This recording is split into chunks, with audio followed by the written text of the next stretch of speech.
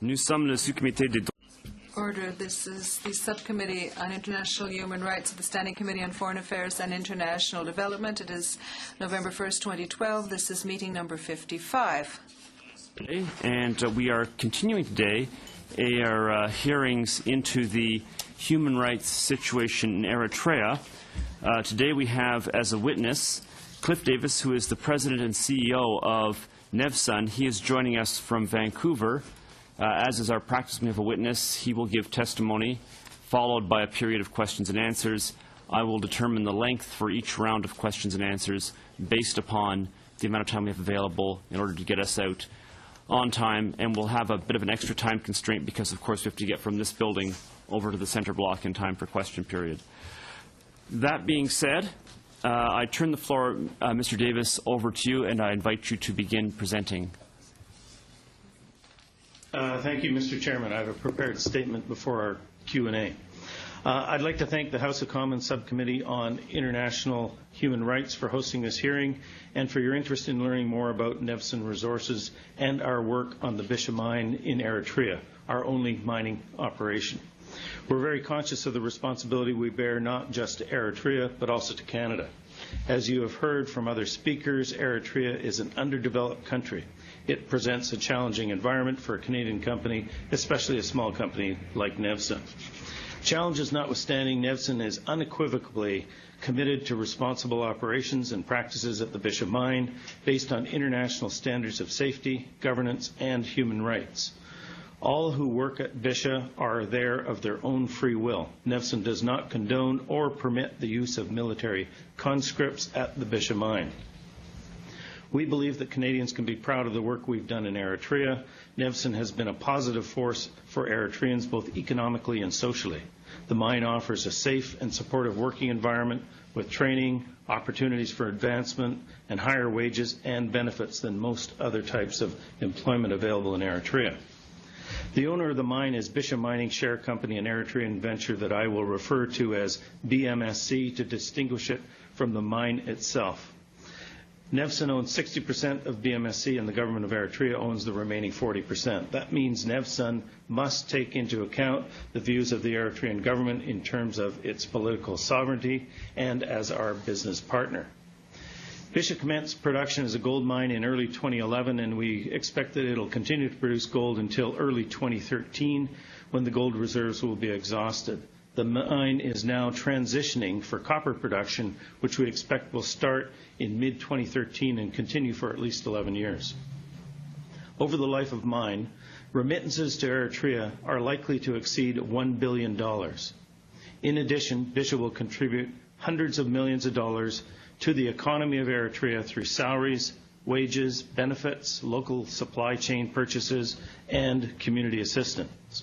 We adopted the International Finance Corporation, IFC, Social and Environmental Performance Standards of April 2006 and developed our mine management plans accordingly. Our commitment encompasses the local community, public health, safety, an emphasis on local purchasing, and responsible environmental practices, amongst other things. Our social responsibility programs and contribution to Eritrea are described in detail in our 2011 CSR report, which has been filed with your committee and which I invite you to review if you haven't already. Employment at Bisha.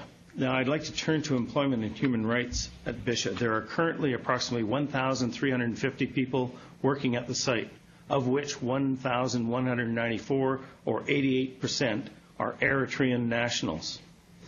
This reflects our deliberate policy to provide the greatest possible economic and social benefits to the people of Eritrea. BMSC directly employs the most Eritreans, 864. Our South African contractor, Senate, employs a further 200 employees. Their pay is far above Eritrean standards. They have free medical care, unlimited amounts of free food at the mine. Those who live at the 5 nearby communities have free transportation to and from home, while those who live further away have free accommodation at the mine. These 1,064 Eritreans, along with approximately 160 expats employed by BMSC and Senate, manage and operate the mine, provide the many services required by a mine, and oversee ongoing mine development. We're not aware of any concerns by human rights organizations regarding these employees. To the extent there has been controversy at Bisha, it has involved a third group, those employed by an Eritrean subcontractor that BMSC has been required by government to use for certain construction projects since 2008. During 2010, the peak year for employment by this subcontractor, it had an average of 440 personnel at Bisha, or 34% of the Bisha project workforce at that time. Most of 2011, there were no employees of this subcontractor on site. In the first quarter of 2012, some subcontractor employees began returning to Bisha for the copper development phase. The current level of 130 is what we believe to be the peak for the copper project. That's approximately 11% of the Eritreans and 10% of the total workforce at Bisha. In the first quarter of 2013, in the next few months, after the subcontractor's work is completed, all subcontractor employees will leave Bisha. BMSC is cognizant of the recommendations given by international human rights organizations and their specific allegations that this subcontractor makes use of conscripts. We have taken all appropriate steps to ensure that this is not true for staff used at Bisha. BMSC established a rigorous process during the gold construction phase to ascertain that all staff were working of their own free will. The process involves a careful inspection of military demobilization documents and state-issued identification papers, supplemented by internal audit after the presentation of these documents. The penalty for non-compliance with the documentation policy is employment dismissal. In January 2012, which coincidentally is when the subcontractor's employees began arriving at the mine for the copper phase, BMSC added a requirement that all personnel working at the mine site carry photo ID to access the mine site. The identification cards are issued once the appropriate demobilizations have been presented. Among other things, the photo ID helps ensure that there will be no switch of personnel after the presentation of demobilization documentation. BMSC conducts random on-site spot checks to ensure the individuals at Bisha have ID cards and the individuals are indeed the rightful holders of the cards. In the second quarter of 2010, early in the peak period of subcontractor employment at Bisha, BMSC also conducted an investigation of the living conditions at the subcontractor's camp. The results of the investigation indicated that residential conditions were substandard and that food inventories were low. As a result, BMSC lodged a complaint with the subcontractor's senior management. BMSC asked the subcontractor to improve housing conditions, and it did so. In addition, BMSC began providing food directly to the subcontractor camp at no cost to the contractor or its employees. I should note that the subcontractor's employees also have access to free medical care at BMSC-supported medical clinic located at the mine site. We're aware that for 2012, the subcontractor has now established its residential camp at a different location than the one used in 2010. The current location is one that was formerly used by a North American exploration company. It's reasonably modern and was developed to North American standards. Further, since January 2012, BMSC has provided the subcontractor's employees a hot midday meal at the mine site. The meal consists of an unlimited amount of food at no charge to the employees or the contractor. With such measures, along with our policy prohibiting conscripts, we have attempted to address our human rights obligations to the employees of our subcontractor. NEPSIN only has a limited ability to influence and control events in Eritrea, but neither are we without influence so long as we exercise it judiciously. We are practicing the tried and true Canadian approach of quiet diplomacy. It is our policy that NEVSN at all times conducts itself in a forthright manner with the Eritrean government, and we intend to continue to do so while respecting the government's sovereign rights. So in summary, in this presentation I've described the valuable work that NEVSN performs in Eritrea, our unequivocal commitment to responsible operations and practices in Bisha, and based on international standards of safety, governance, and human rights. I have reviewed BMSC's human rights practices and policies which prohibit the use of military conscripts for labor at the mine. I've described BMSC's strict enforcement of that policy, especially as it pertains to the Eritrean subcontractor that the government requires BMSC to use. I've described the effort that BMSC took in 2010 to understand and improve the conditions faced by that subcontractor's employees. I can assure you that NEVSN will continue to use whatever influence we have as positive force for the people of Eritrea, both economically and socially. We will do so by working cooperatively with the government of Eritrea and respecting the sovereignty of that government. We believe our influence is best exercised by demonstrating in a non-confrontational manner that positive change is in Eritrea's best interest. That concludes my presentation. Thank you for your attention, and I welcome your questions. What was that point? Thank you very much for the presentation, Mr. Davis. Just looking at the time we have left to us, I'm going to say that we have time for 6-minute rounds of questions and answers. We'll begin with David Sweet. Thank you very much, Chair. Mr. Davis, thank you very much for your testimony. And I think, if I'm not mistaken, that you actually asked for this opportunity to be able to testify before this committee, so we appreciate that. I wanted to ask you, how often have you visited the site yourself? Many times. In the last several years, I've gone 8 to 9 times a year. This year, I think I've gone 5 or 6 so far. I'm going in a few weeks from now. So I visit regularly. And give me an idea of the duration of your stays when you do visit, Mr. Davis. In the country, it varies. In prior years, it would vary from a week, or as short as a few days, to a week to 2 weeks. More recently, it's in country average of about a week. So when you make the statement that all who work at Bisha are there on their own free will, you've had the opportunity to be on the ground, to be able to talk to these individuals yourself, and know that there's been no undue pressure by the Eritrean government for them to be there for any reason other than they want to be there to work for you?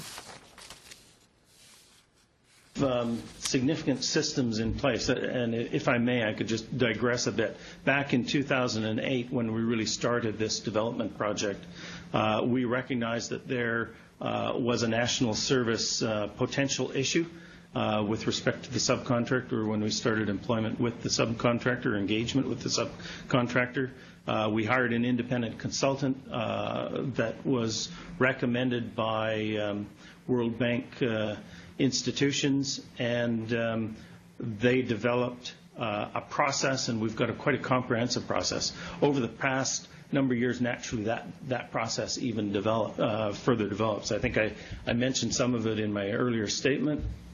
We're very comfortable with our process, that it's been very well enhanced, and it's reactive, and it has been reactive to any situations.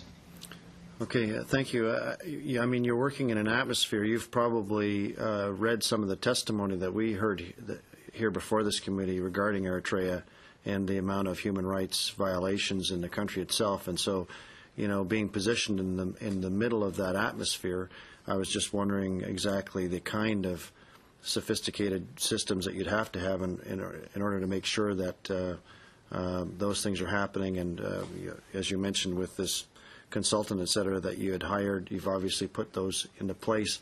I wanted to bring your attention to two items that I found just quickly after just minutes on the Internet, because you'd mentioned that no human rights organization had brought anything up to you. There's been two items now that have been posted on the Internet for, it looks like, over a year. As As Marino Independent, The Revolution of the Human Spirit, and there's also a YouTube video regarding some alleged employees of your organization that made their way out of Eritrea and were interviewed and said that they were, I'll just repeat it here for you. The story is emerging that there are two different groups of workers, one mostly foreign, well-fed, well-quartered, well-paid, well-insured, and working in a safe environment, and the other, natives, poorly fed, poorly quartered, poorly paid, overworked, nominally insured, and working in an unsafe environment. Were you aware that this was out there publicly? I believe you're referring to the allegations of an individual by the name of Gebra Meskel, who at one time was employed by the subcontractor, and he was actually employed from late 2008 to late 2009, and we have verified that he wasn't actually employed by that contractor. And you may recall in my preliminary statement that I made is that we made investigations starting in 2010 when we were actively involved in the development about, and not reacting to those assertions at all, but rather they were initiated initially by our contractor on site due to productivity issues. And what we found on that investigation, and that investigation was actually fairly challenging in trying to make inquiries of the subcontractor. We asked to visit the site. We asked to do interviews with some of their people at their camp. That was initially denied. And so we had to comply with their framework of investigation. We ended up investigating through the subcontractors, expat, further subcontractors, and we found that there were causes to some of that productivity, and some of the cause was some substandard accommodation issues and also lack of food. What we did is immediately reacted to that. We complained to the subcontractor. We supplied additional food to ensure that people were well fed. So as soon as we were aware of the situation, and certainly well before these assertions came out on the Internet, we reacted accordingly. Thank you, Mr. Davis. It appears that my time is... It's just about up, yes, Mr. Sweet. Thank you very much, Mr. Chair. Monsieur Jacob, vous avez la parole. Mr. Jacob. Thank you, Mr. Chairman. Thank you, Mr. Davis, for appearing before us this afternoon. I understand from your brief you said that Eritrea is an underdeveloped country, that you have to take into account of the government and its sovereignty, its political sovereignty, and you're a trade partner or a business partner with the government. But what commitments is your country ready to, or that your company ready to make? You lost sound. You've lost sound. No, I've got sound again. Sorry, there was a long pause. Can you tell me about how far Mr. Jacob had got before you lost sound?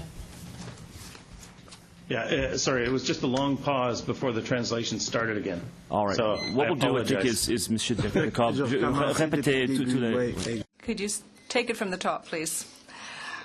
I understand that Eritrea is an underdeveloped country, and you have to take into account that there is a government and it has a political sovereignty, and you're a business partner. But what concrete commitments did your company, or is your company prepared to make to keep an ethical distance from the current government? We can. I'd like to just comment on our principles of operations. Is that we as a company can only control what we control. We do not influence government policy. What we do is we operate the Bisha mine, and we do so in a very ethical manner according to international standards.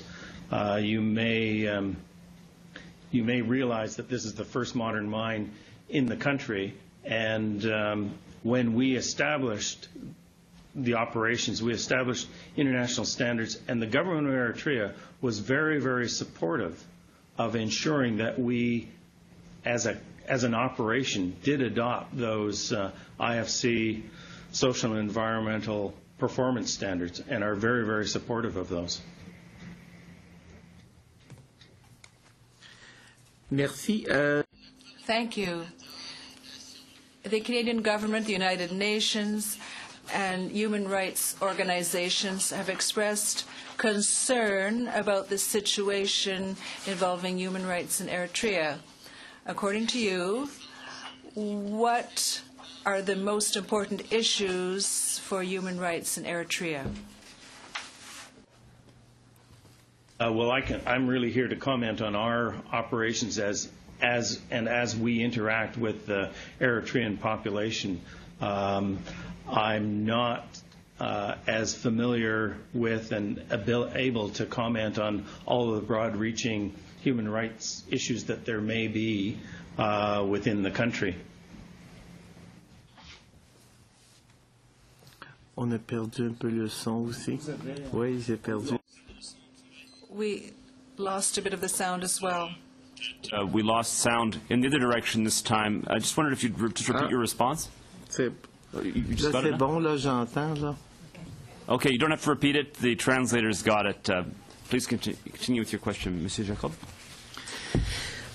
Comment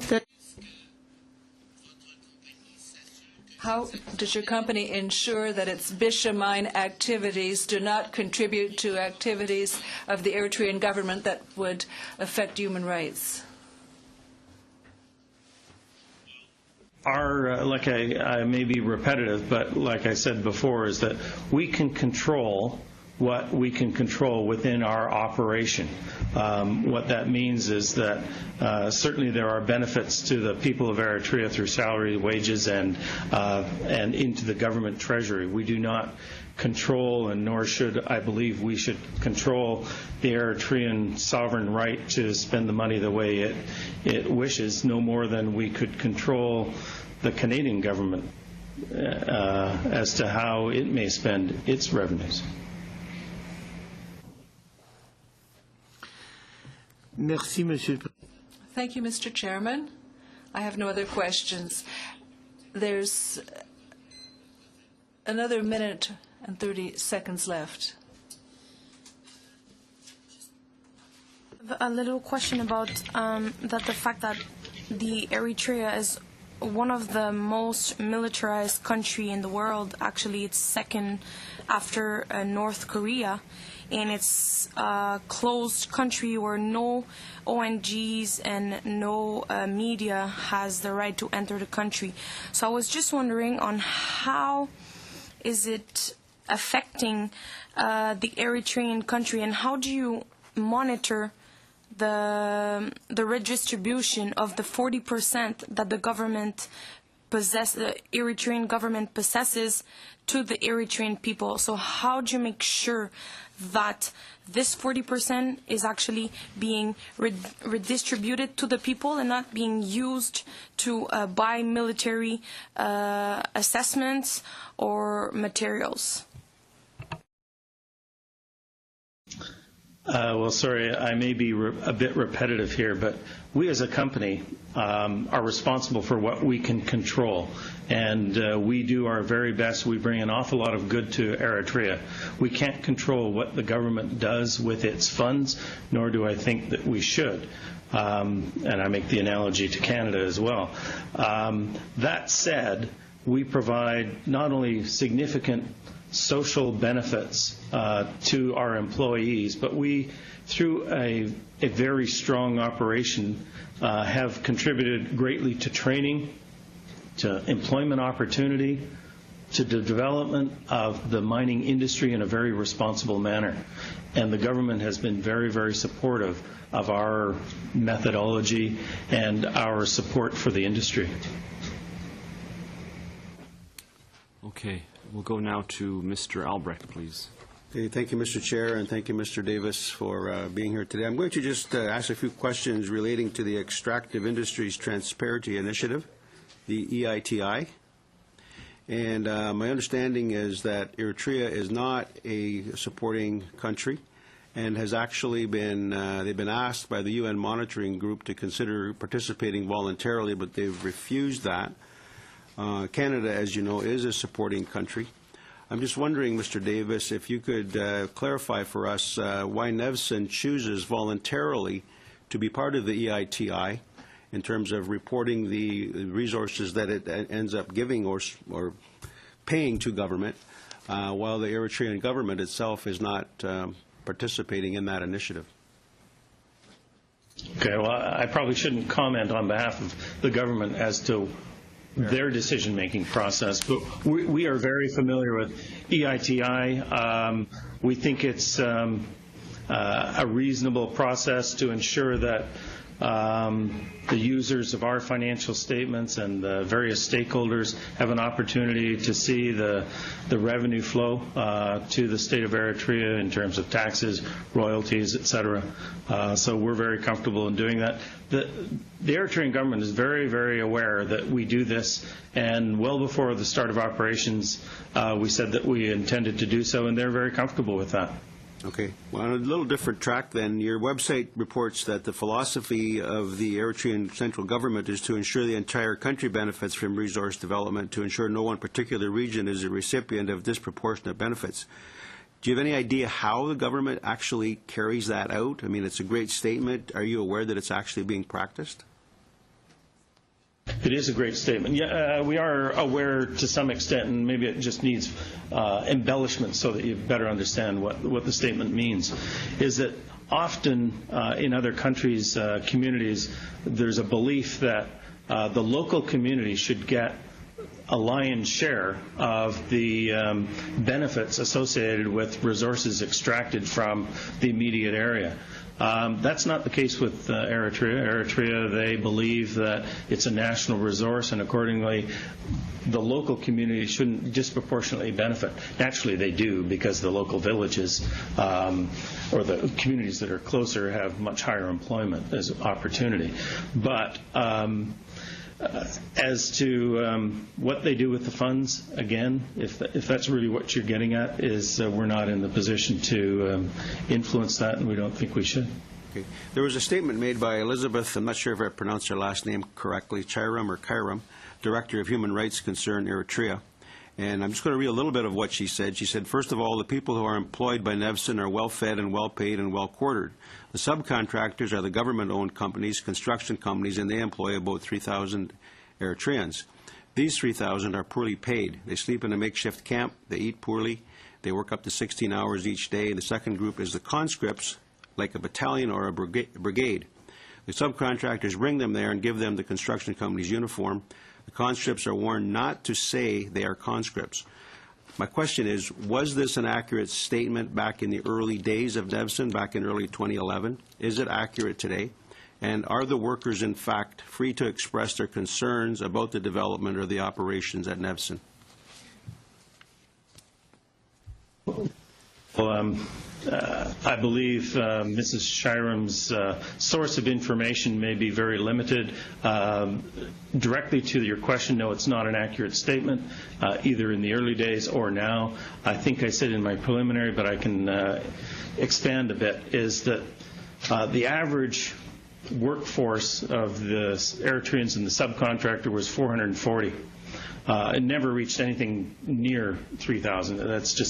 That's not appropriate. The comment regarding 16-hour days, there's a short element of truth to that. For a few times, a few days, not only did the subcontractor work long hours, everybody worked long hours, and I need to make sure you get the context right. In a construction project, there are certain times where you have to do cement pours that are virtually continuous, and it requires a lot of people, time and attention.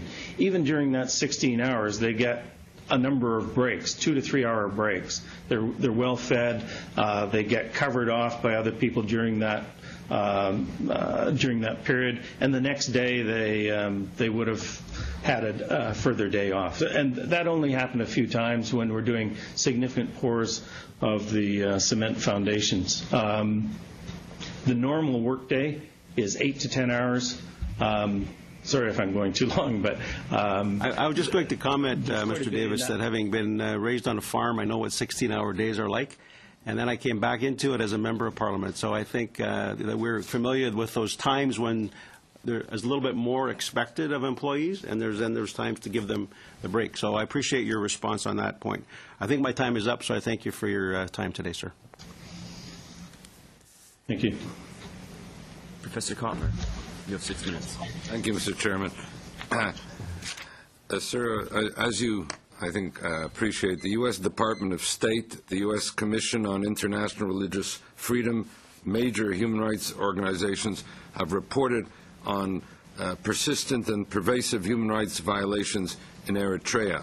That has included, systematic patterns of detention, of torture and detention, of violations of freedom of religion and freedom of expression, of forced conscription.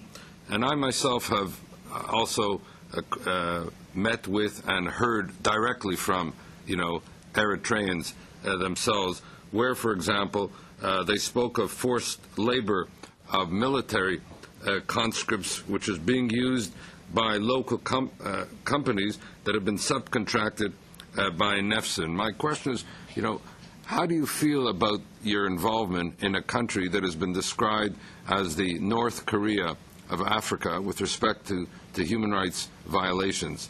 And what has been your involvement? I know that your CSR strategy has spoken of this, but one of our witnesses said in a critique of your CSR strategy that it's been mostly on the level of philanthropy and platitudes, quote unquote, but there's been no evidence, to use their words, that you've engaged at all with the government in order to help address and redress this widespread and systematic pattern of human rights violations that amount to crimes against humanity.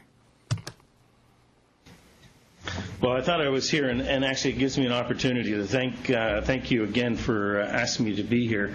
We heard about this subcommittee after a number of these accusations. Fortunately, DFAT brought them to our attention.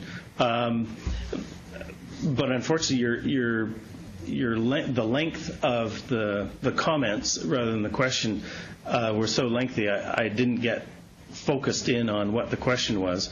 What I can say, which is really a general answer, is that we can control what we can control. As a company, we are bringing an awful lot of good to this country, and we are bringing an awful lot of good to the people of Eritrea, economically, socially, through the establishment of high international standards, which I think are very significant benefits to the country and to the people. Well, Mr. Davis, I'm worried about those high international standards and your approach to them. For example, your CSR report has indicated, quote, that you have not encountered any corruption practiced by any government officials, representatives, or any organizations connected to the state of Eritrea. I don't have to remind you, I believe, about the reports of the UN Monitoring Group on Somalia and Eritrea that ranked Eritrea 48th out of 53 African states on the matter of corruption. And I can go on. I think the evidence is known to you. How is it that you are able to say that you have not encountered any corruption whatsoever? And this is what worries me on the matter of to what extent, and I'll repeat my question specifically, to what extent have you addressed and sought to redress the pattern of systematic and widespread violations of human rights in Eritrea? I'll repeat myself as well, Mr. Coulter, is that I stand by those words in that report. I've said them many, many times to many, many people. There's no effort by any government official, whether they be with a government, crown corporation, or state official whatsoever with respect to corruption. And I'll repeat myself as well, is that we can control, as a company, responsibly operating within the country of Eritrea, our operation, how we behave, our business practices. And we do a very, very, very good job with respect to our obligations with respect to human rights. We ensure that people are there of their own free will. we ensure that they've already been cleared of military release documents. The national service has been completed. If they are working for a contractor or a subcontractor, we ensure that. I gather my time's up. The music interlude came in. Your time is not up. There was an audio problem. You still have time. Okay. Anyways, we do a tremendous amount of good within the country, and we're very proud of it. And I think you, as members of Parliament, actually should be very proud that you have a Canadian company in there establishing strong international standards. Mr. Davis, I would be very proud if I knew that amongst the many visits that you have acknowledged you make to that country, you have brought up the issue of human rights violations by their government since you are there and are the benefit of being there. Do you not consider that you have a responsibility to raise these issues of human rights violations? Well, first of all, that's not in my purview as a president CEO of the company, and that is certainly not my objective. If you'd like to come to the country, I invite any one of you to the country. We'd be happy to sponsor you. Well, you're still not answering the question. Do you engage with the Eritrean government on their human rights violations? Yes or no?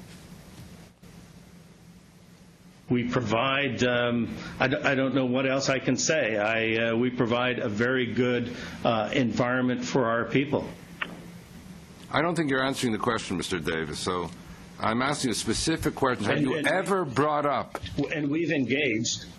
The human rights by Eritrean government? Well, first of all, I don't acknowledge the premise because that's a premise that is asserted by people outside of certainly our mine site, and there are no human rights violations on our mine site. That's not my question, Mr. Davis. I allowed this one to go a little over time. We now go to Ms. Graywall, please. Thank you, Chair, and thank you, Mr. Davis.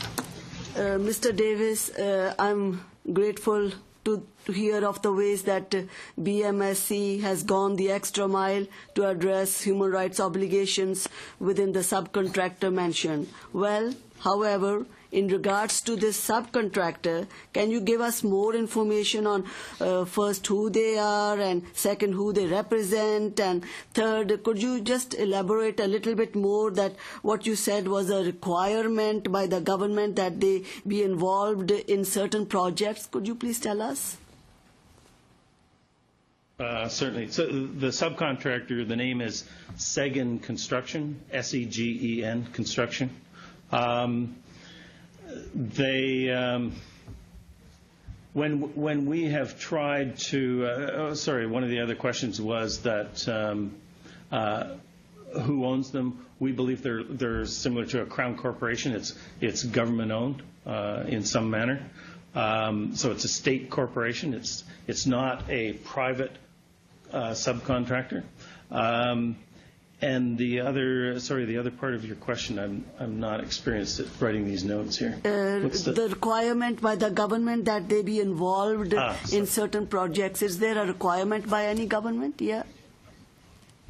Yes. When we initially started looking for contractors, and when our contractor was looking for subcontractors, we were advised of the appropriate subcontractor to use. I'll give you an example. When we started up the copper phase, actually early, I guess it was late 2011, we commenced the copper phase with our own people and our own staff.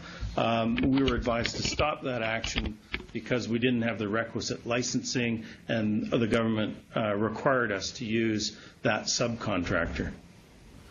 Well, the UN monitoring group concerning Somalia and Eritrea has recommended that the government of Eritrea voluntarily participate in an international framework for the management of natural resources revenues, such as the Extractive Industries Transparency Initiative, which would commit the Eritrean authorities and its private sector partners to set set of principles, including the regular publication of all mining payments by companies to governments and all material revenues received by government from mining companies to a wide audience in a publicly accessible, comprehensive, and comprehensible manner. So as a president and CEO of a mining company operating in Eritrea, how likely do you think it is that the Eritrean government would voluntarily participate in an international framework such as this?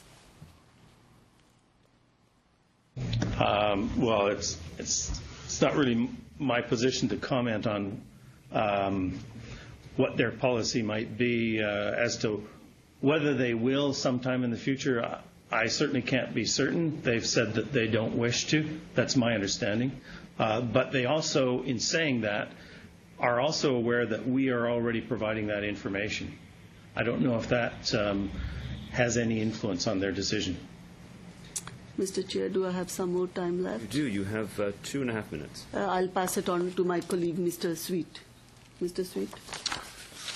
Thank you very much. Mr. Davis, just to follow up on Mr. Kotler's line of questioning, I think what Mr. Kotler was trying to say in simple terms is that NEFSUM is benefiting substantially from their presence in Eritrea. And your point is taken that your presence there is benefiting individuals in Eritrea as well, those who are able to somehow qualify for working at the mine. But do you, as a corporate citizen making profits in an area, do you feel any obligation having the ability to be there in the ground to bring to the government of Eritrea's attention the vast amount of human rights violations, and coming from a country like Canada, that you would bring that up and make it clear that that's not something that your corporation would approve of? Well, let me get back to, sorry if I was in any way perceived to be disrespectful to Mr. Coulter, but I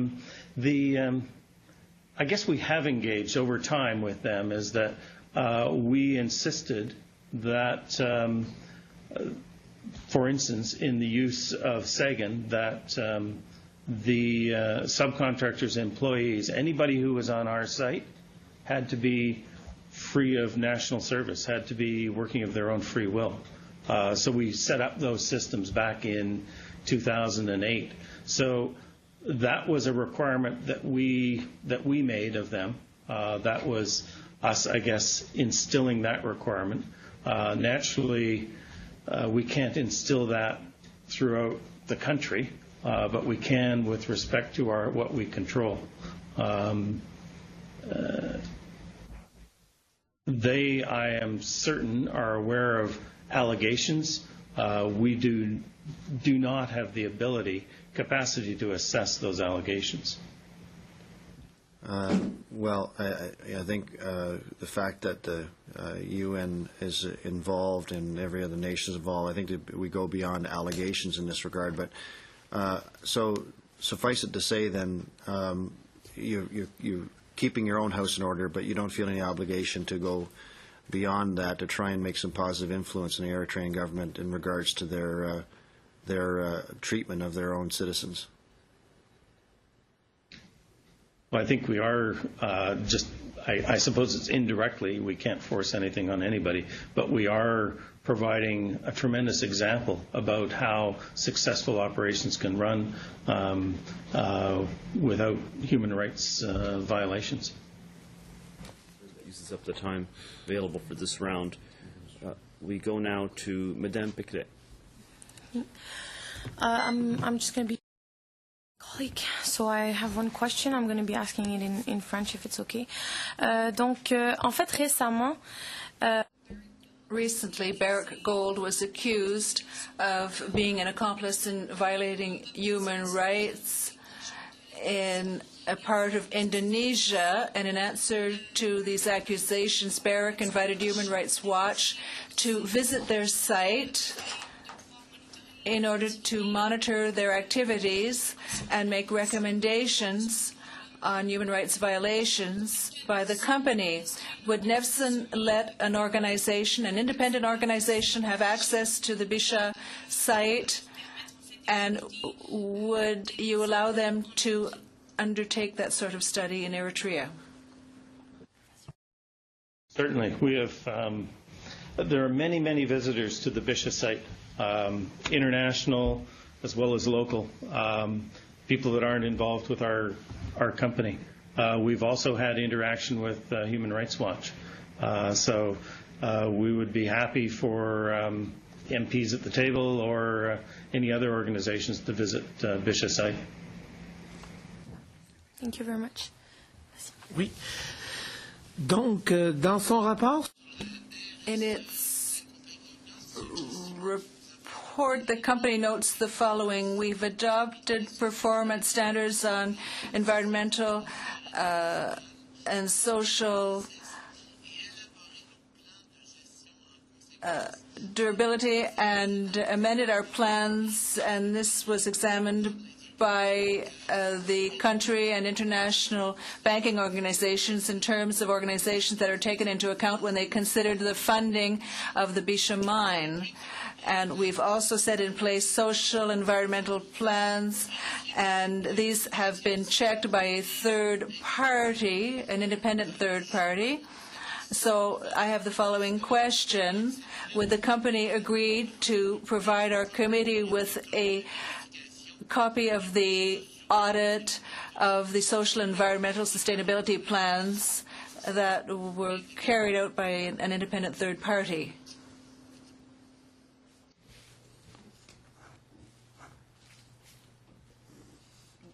How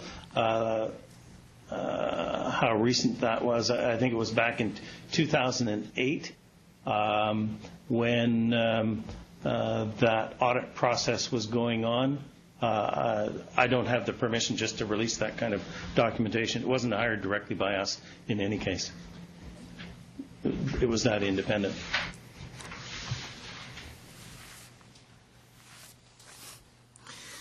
OK, merci. Thank you. Second question.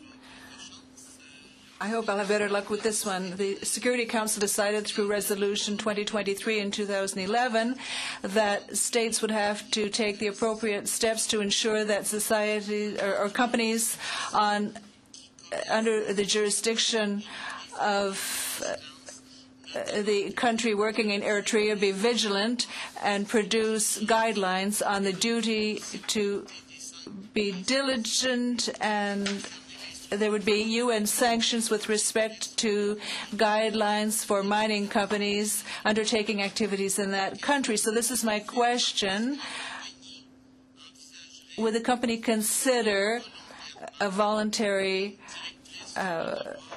agreement with the guidelines relating to vigilance recommended by the UN?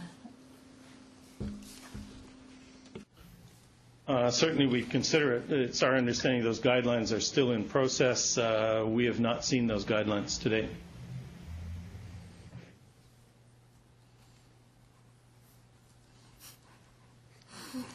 Je suis pas chanceux. You have 2 minutes remaining if you would like to continue. Do you have an idea of the type of measure, even if you haven't read them?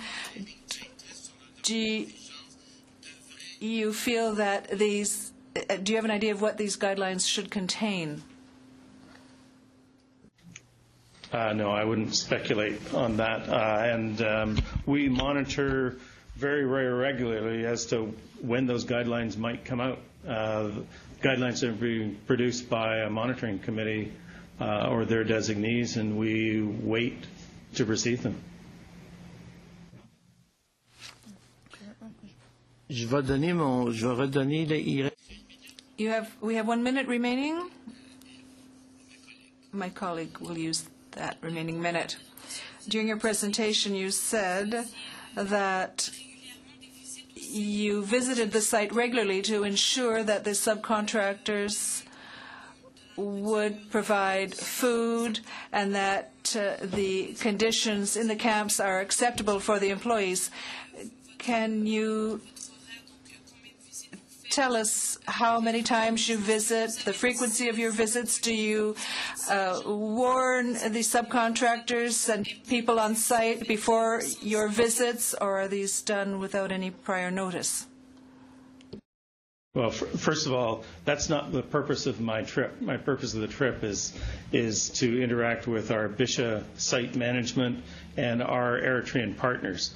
We have people on site all the time through Bisha Mining Share Company, our expats. So they're very, very experienced expatriate managers, and they have full facilities and full capability to monitor food, productivity, and accommodations. Okay. Le temps est vidé. But it does give a chance for maybe me to just point out we have enough time for one more questions, one-offs from each of the parties before we run out of time. And I have a quick question myself. You mentioned expatriates. I assume you mean these are people who are either Canadians or other non-Eritrean nationals who are on site full-time on the mine site. Is that correct? It's correct. They're non-Eritrean. They are largely African, South African, from Ghana, Australia, around the world. How many would there be at a typical time? Right now, there are about 160. 160 that includes non-Eritreans. Expats. Right. Yeah, and those individuals would primarily be, I'm assuming, from an economic position. They're people of engineering experience, that kind of thing. They bring certain kinds of expertise. Okay. Correct. They're very specialized, and they're part of the construction project as well. Right. And they're also, not to put too fine a point on it, they have a degree of liberty vis-a-vis the Eritrean government and a degree of personal security that would not be available for any national.